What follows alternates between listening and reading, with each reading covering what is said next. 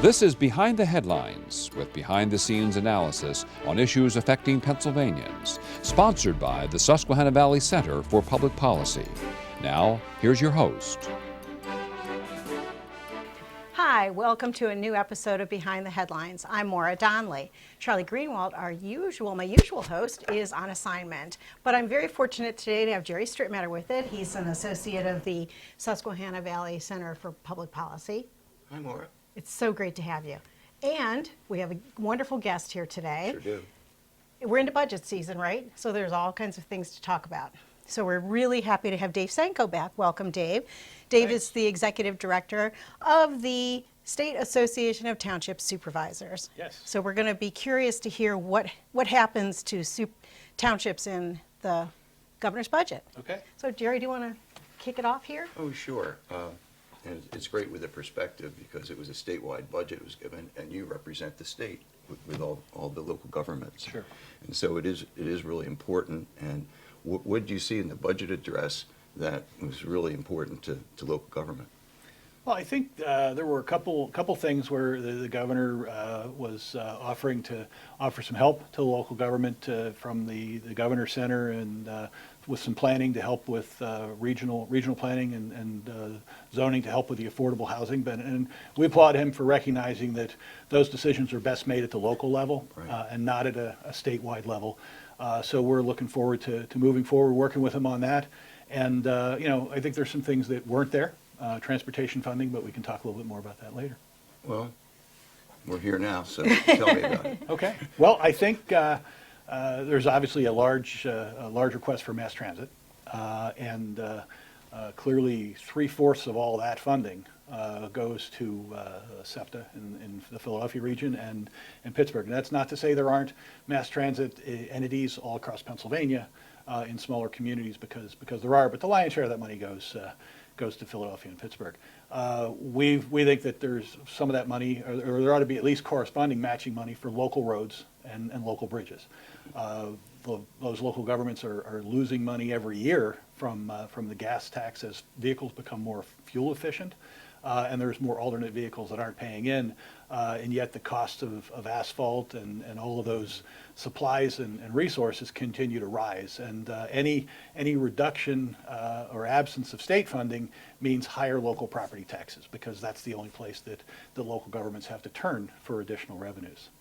Did I read that the governor was talking about trying to make it easier for communities, townships, for example, to share resources across the state? Like police and... Sure. Well, in reality, and what's interesting about this, and the governor has his GSD program and getting stuff done and fixing things that are broke. And we applaud that, and that's important to do. But it's also equally important for Harrisburg not to try and fix things that aren't broke. And local decision making isn't broke. And oftentimes it's when you get centralized rules from Harrisburg that it messes up and gets in the way. All of that regional partnerships, whether it's regional police or regional planning, all those things exist and are happening now. And 80% of the townships in Pennsylvania are participating in some form of intergovernmental cooperation and partnership. So they're already doing it. They don't need somebody to tell them they have to do it. If it ain't broke, don't fix it. If it's not broke, don't fix it. That's good. So we did talk a little bit about the housing crisis. That really is, it's pervasive. It's in every state. So you mentioned that you prefer that it be decisions made at the local level. What kind of decisions are the local governments making to try to improve the housing situation? Well, I think it's unfortunate that a lot of folks in Harrisburg are saying one of the driving costs of high housing prices are the local governments. In reality, the costs of housing are interest rates, are land acquisition costs, are the costs of supplies, the costs of labor. There's a lot of things that go into the costs of why housing costs, and then profits for developers and the commissions for realtors, and there's a lot of things. Local governments I don't think, are contributing to that cost at all, but local governments have a role. People that get elected in local government are tasked with providing communities that are safe and affordable and have a good quality of life. And I think that's why people choose to live where they choose. I assume that's why Yeah. you guys choose to live in the community you live in, because it's safe and affordable and has a good quality of life. And I think all Pennsylvanians live where they do for that reason. And the local governments are tasked with maintaining that quality of life.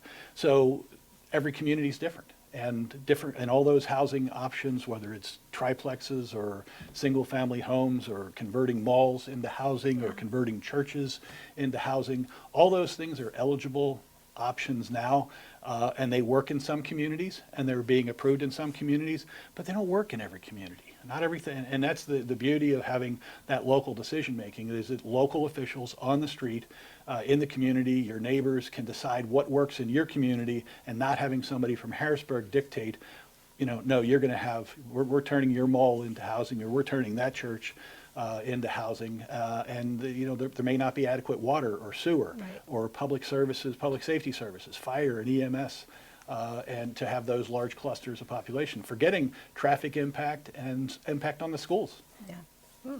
The local government officials, have such a difficult job, because everything you just said is then overlaid by what is done by the state legislature, what's done by Congress, and especially by the courts, and then trying to keep that straight. Sure. I'm sure that you must, go crazy, all your members, with all the things that get thrown at you, about your rules and regulations, that how to build how to have a house built safely. Sure. However, everybody else can pick and choose, what kind of court case they want to bring in, and then you get blamed for it. Right. Is there a mechanism with your association to sort of find those things and let the legislature, Pennsylvania legislature know, let our Congress know, and sort of help them Sure. get rid of, sunset some of these things, or Sure, maybe we- have a new law to get around some of these court cases? We try every year. We have a lot of information sharing and educational opportunities with our members. We're constantly collecting input from them. We have county meetings where they pass resolutions asking for changes in state law. There is no question. I think residents generally have a high degree of confidence in their local officials, because they can. It's not a long trip from home to the township building. You can go, you can visit, you can see them, you can talk to them, you can be at their public meeting. It's a lot further to have to travel to Harrisburg. It's even further to have to travel to Washington.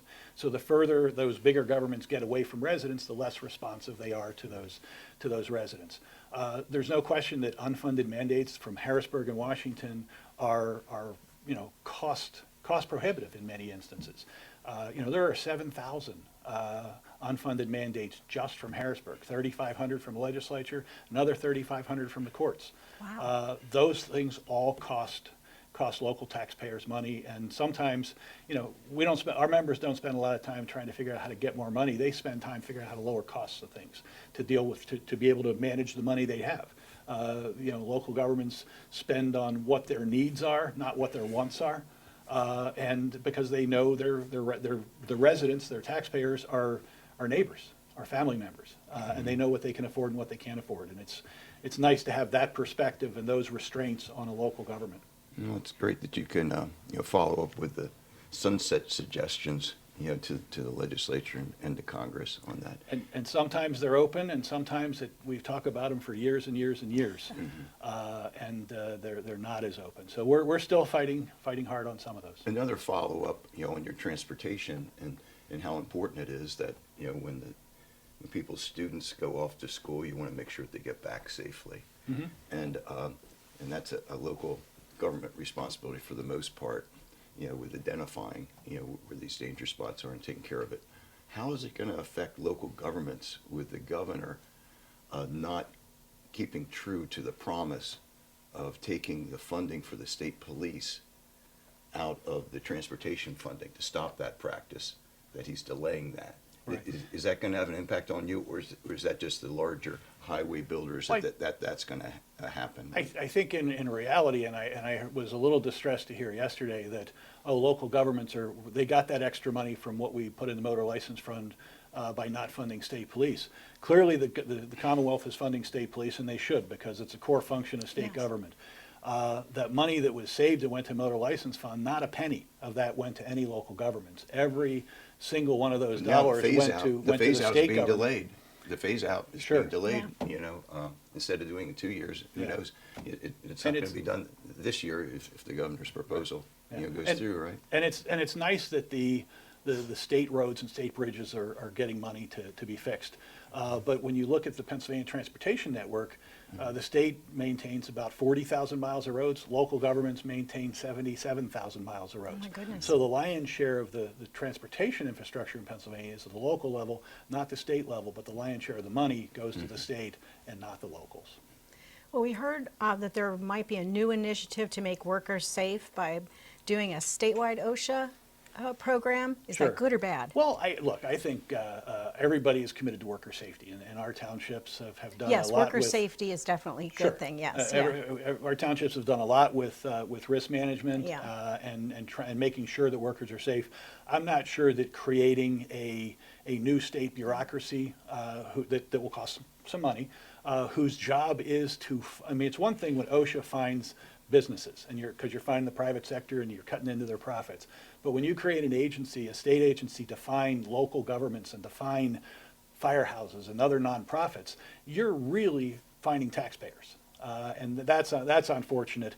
And we've seen other instances where examples of like a state OSHA rule. In Connecticut, and they have a state OSHA program. The fire departments got fined by the state regulators because they said they didn't put the fire extinguishers in the right places. Well, I don't know about you, but I think I'd rather trust a firefighter to tell me where a fire extinguisher goes than some bureaucrat sitting in the state capitol. Yes. I would agree with that, don't you think? Of course, safety first. And in the last minutes that we have, I know you have a wonderful annual meeting. I've attended in the past, and it's very informational. But for our viewers to know that they should be contacting their local people to go to this. Tell us about what's going to be happening, and maybe they can put their input to their Sure. to their local officials Sure. before the meeting. Okay. Well, we have an annual conference that is very much education and information sharing based. There are the rules from Harrisburg and Washington are constantly changing, so we want to make sure our local members know what the rules are so they can be doing things right. We share best practices so they can do things more affordably. And they come there, and we'll have over 80 different workshop classes for them. We'll have an exhibit show showing them all kinds of the latest equipment and technology so that they can provide high-quality government at affordable prices in their communities. We'll have a legislative reception, and it's really a great opportunity for networking and sharing best practices from all across Pennsylvania, because the solutions that work in Wayne County may also work in Greene County, but not every place is the same, and you can't have one-size-fits-all solution. So our conference is a great chance to explore new ways to do things in every type community. And the dates? The dates are May 4 through 7, Great. and we'll have it in Hershey, and we're looking forward to 3,500 or 4,000 of our closest friends coming to visit and learn how to provide cost-effective government for the local communities. And Well, hopefully well- our viewers will put their input into their Yeah. local officials on Sure. that too, and help make it even better. Yeah. And we look that'd be forward to excellent. having you back next month so we can talk in more detail about it and learn some Okay. of your speakers and who you expect. Great. Who the dignitaries are, who's coming. So Okay. that'll be great to talk to you about that then. Excellent. Looking forward to it. So we want to thank you so much for being with us today. Jerry and I are pleased to talk about these issues. It is budget season, so it's going to be, sometimes they call it silly season. So we'll see how it goes with all the hearings. Sure. So Very thank good. you for being here. Okay. Thank you. Thanks for the invite. Thank you. Stay tuned for the next segment of Behind the Headlines. Behind the Headlines is brought to you as a public service by the Pennsylvania State Association of Township Supervisors, the largest, most influential municipal association in the Commonwealth. Since 1921, PSATS has been preserving and strengthening township government and securing greater visibility and involvement for townships in the state and federal political arenas. Covering 95% of Pennsylvania's land mass, townships represent 5.5 million residents, more than any other type of political subdivision in Pennsylvania. Additional underwriting provided by the Edward H. and Jeannie Arnold Foundation and by the Pennsylvania Manufacturers Association. Business in Pennsylvania is our business. Behind the Headlines is also supported as a public service by the Pennsylvania Highway Information Association, the go-to source to learn about transportation projects and issues. Visit pahighwayinfo.org.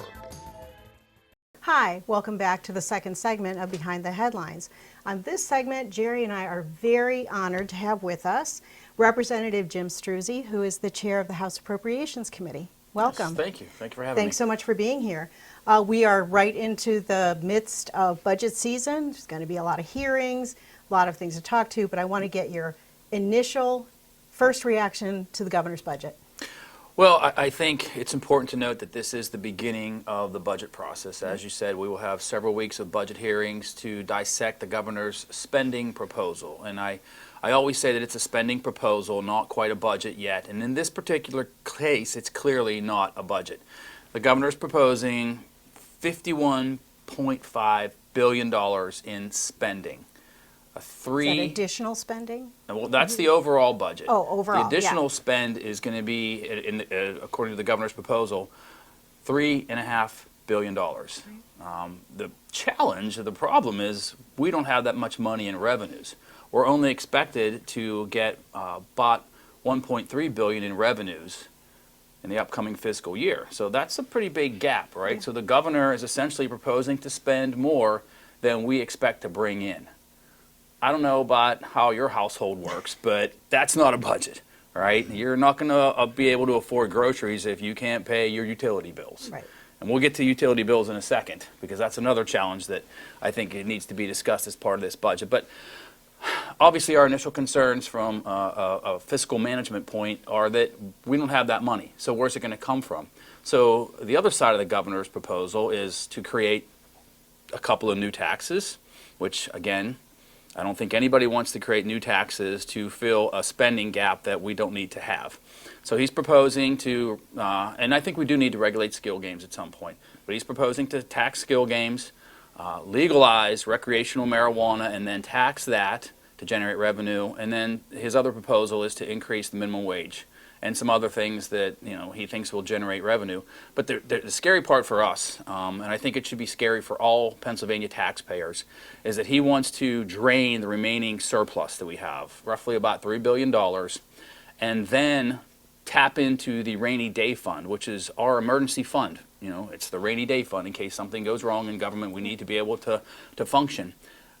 $1.6 billion from the rainy day fund. The math doesn't add up, and it really puts our Commonwealth at risk in those outlying years, because essentially all of our reserves, our rainy day fund, will be gone if we continue down this path of spending more than we have. Well, and also, when you're looking at that, you really can't call it a rainy day fund because there's not enough money in it. Right. Because if you have a $50 billion budget, what's one of the 50? What's that? Mm-hmm. With your household, do you have an emergency fund, in your household that would just be 1/50th Right. of it? Absolutely not. And so that is a problem. And it has helped Pennsylvania to be in this position versus a lot of other states that were having to raise Right. taxes, where in this case you're sort of chasing after new revenues so you can do more spending. Right. At least that was my reaction to, and I think you explained that very, very well. Now, with the hearings, are you going to be delegating that out to other members of your caucus? And how's that work, for our viewers? So they know how to participate with you, Yep. with good ideas that they would have. Would they be, contacting their legislator, or would they be contacting the Appropriations Committee, doing both? Well, certainly, yeah. We have an Appropriations Committee comprised of Republicans and Democrats. The committee will ask the questions. I have budget analysts that will take the budget proposal that the governor put forth. We'll break that down. We'll have all the various departments and secretaries before us for those 3 weeks. They will start that third week of February, so we'll go the last 2 weeks of February, first week in March. Rigorous schedule of budget hearings, but we will ask those hard questions. We'll analyze the budget. We're going to ask questions, and mainly it's to get to the heart of why they need the spending increases, what they're going to use these funds for, what kind of policy is wrapped up in those, what new initiatives, are they good initiatives, are they not needed? Basically find out where the money's going and how it's going to be used, and then that will enable us then to basically craft our own version of the budget. In hopefully a more fiscally conservative manner. One of the biggest spends that the governor has in his proposal goes towards education. Mm-hmm. Can you tell us a little bit about what's in there and what your caucus is thinking about that? Well, yeah, the governor is again proposing some significant increases in education funding. and they go back to the court case that said it was constitutionally obligated to provide those funds.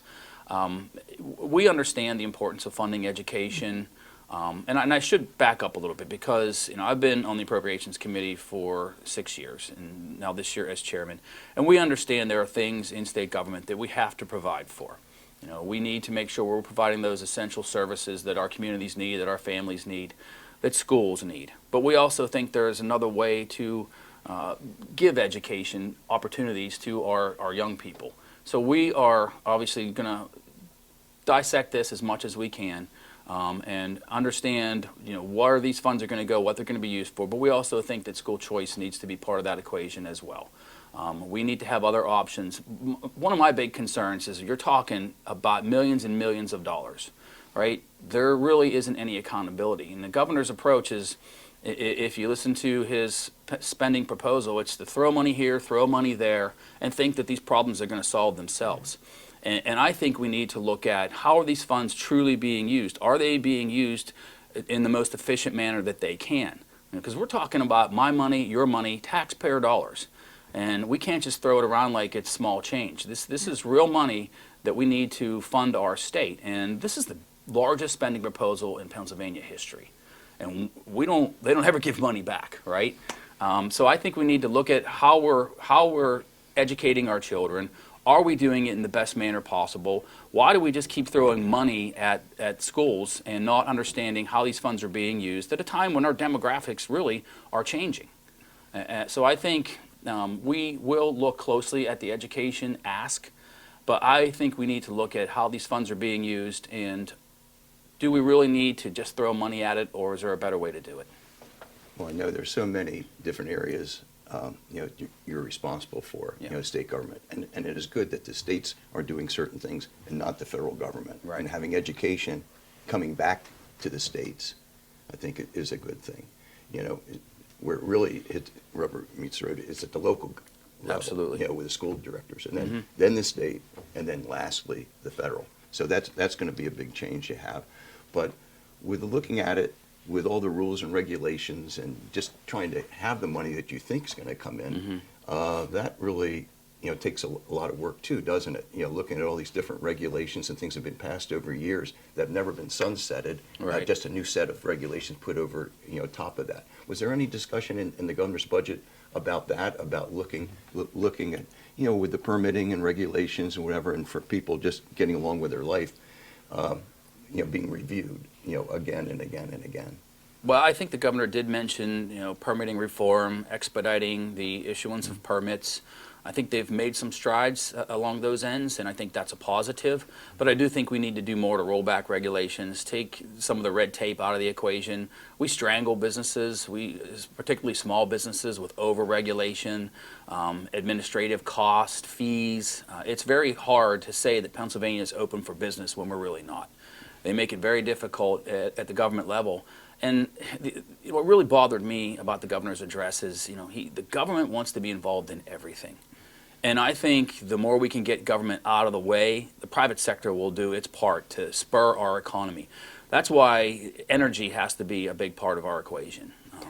The over-regulation, the stifling of energy growth, the threat of burdensome taxes, unnecessary regulations, really just stifle growth in Pennsylvania. So we need to dig deeper into excessive regulations, get rid of what we don't need, get rid of administrative red tape, paperwork, whatever it is, because there's a plethora of it out there. And you can talk at this level all you want about how we're doing great things, but down here you talk to real people, they're going to tell you a different story. And that's what I hear in my district, that's what I know my colleagues hear. When they go back home, they're not hearing the same thing that the governor was talking about. They're hearing about how people are struggling, how businesses are struggling, and how we've seen, in non-anecdotal, we've seen businesses, investment, and jobs go to other states that are more business-friendly, that are more energy-friendly, and that are more truly open for business. Well, let's talk for a second, because you brought up energy, about the Pennsylvania Climate Emissions Reduction Act. What is that? How bad is it? It's just another acronym that they Pacer. put on the Regional Greenhouse Gas Initiative. that wasn't a misnomer. I said gash, because that has gashed the heart out of many of our small towns, our communities. Mine in particular. I've been fighting against the Regional Greenhouse Gas Initiative since 2019, when the Wolf administration brought forth that executive order to enter us into that multi-state compact that creates a carbon tax. It effectively shut down the Homer City Generating Station in my district. The loss of 100 jobs, indirect jobs, taxes for our communities, people left. I know people that literally moved to Texas because they knew they could get a job in the energy industry in Texas. But that's just my district. But really, when you look at the power grid, right, it took a coal-fired electric generation plant out of the grid. That baseload power is gone and it's not coming back. What you've seen happen over the past 5-6 years since the Red Sheet proposal was introduced is that the investment hasn't happened and electricity rates have increased because that baseload power is harder to find now. That makes it more expensive. And as we continue to push, Shapiro had the opportunity to get rid of that. He lost in court and decided to appeal it simply because he wants to have the power to provide that executive order. And that was our contention, was that the Governor Wolf, had no right to do this because the General Assembly can only enact a tax, transit. We're definitely going to have you come back. Right? So, there's a lot to talk about. More about this. So thank you very much for being with us. Absolutely. Well, thank you for having me. It's been an honor. Thank you so much. We look forward to further discussions with you in the future. Plenty to talk about. Thank you. Thank you for being with us on this edition of Behind the Headlines.